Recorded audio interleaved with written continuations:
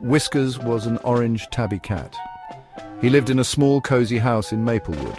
Maplewood was a quiet town. It was nestled amongst rolling hills and a lush forest. Whiskers loved to explore. Every nook and cranny held a new adventure for him, but Whiskers longed for something more. He dreamed of faraway lands and secret places. One day, a storm raged through Maplewood. The wind howled like a hungry wolf. Rain lashed against the windows. Whiskers was home alone. His human, Lily, was away. Thunder clapped, making Whiskers jump. He decided to find a cozy place to hide. He scurried up the stairs to the attic. The attic was dark and dusty. Cobwebs hung from every corner. Whiskers had never been fond of the attic. It was dark and full of strange shadows, but the storm made the rest of the house feel too big and empty. He needed a place to hide. Lightning flashed. In that brief moment of light, Whiskers saw something he had never seen before. It was a trunk tucked under the eaves. It looked very old. Curiosity overcame his fear. He padded over to the trunk. The trunk was unlocked. Whiskers nudged the lid open with his head. Inside, he found something amazing. It was a map drawn on a piece of animal hide. The map was very old. It showed the forest near Maplewood. Whiskers had often explored the edges of the forest, but this map showed paths he had never seen. One path was marked with a silver star. It led to a clearing deep within the woods. The map seemed to whisper to Whiskers. It called him to adventure. He felt a thrill of excitement. This was the something more he had been longing for. He had to see what lay at the end of that path. The storm was beginning to die down, but the wind still howled outside. Whiskers knew his human, Lily, wouldn't be home until morning. He had the whole night to explore. He carefully memorized the map. Then, taking a deep breath, he crept out of the attic and slipped out of the house. The forest was dark and mysterious. The trees swayed gently in the wind. They looked like giants, whispering secrets to each other. Whiskers followed the path on the map. He walked for what felt like hours. The forest grew thicker. The air felt heavy with the scent of pine needles and damp earth. Whiskers could hear the rustling of small creatures. An owl hooted overhead. Finally, he arrived at the clearing. It was just as it was on the map. There, beneath a giant oak tree, was a paw print carved into the earth.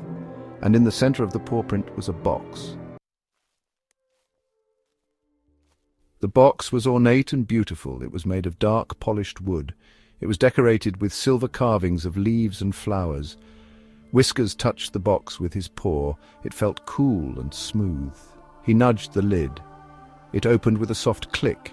Inside, nestled on a bed of velvet, was a bell. The bell was made of silver. It shimmered in the moonlight. Whiskers felt drawn to the bell. He gently tapped it with his paw. The bell rang out with a clear, high-pitched tone. The sound seemed to echo through the clearing. It was a magical sound. It made Whiskers' fur tingle. As the sound of the bell faded, the clearing was bathed in a bright light. Whiskers narrowed his eyes against the sudden glare. Out of the light, figures began to form. They were tall and majestic. Their eyes glittered with an otherworldly light. They wore cloaks of leaves and flowers. They looked like they belonged to the forest itself. Whiskers realized that these must be the guardians of the forest. Whiskers was a little afraid, but he was also filled with a sense of wonder. He had never seen anything like this before. He dipped his head respectfully. He waited for the guardians to speak. "Greetings," one of the guardians said. Their voice was deep and resonant, like the rustling of leaves. "You have found your way to the heart of the forest. You have rung the bell of whispers. Tell us, why have you sought us out?" Whiskers took a deep breath. "I found an old map," he explained. "It led me to this clearing. I didn't know what I would find here, but I had to follow the path." The guardians nodded slowly.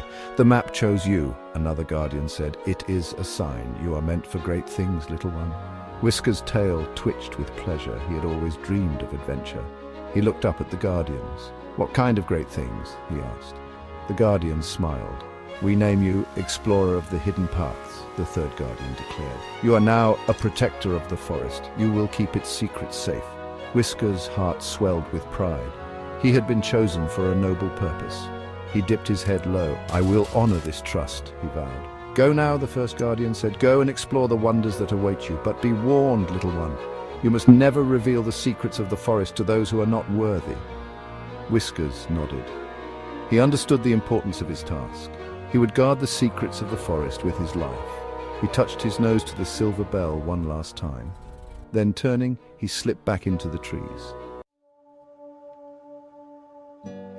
The journey home felt much shorter. The forest no longer seemed dark and frightening. Now it felt familiar.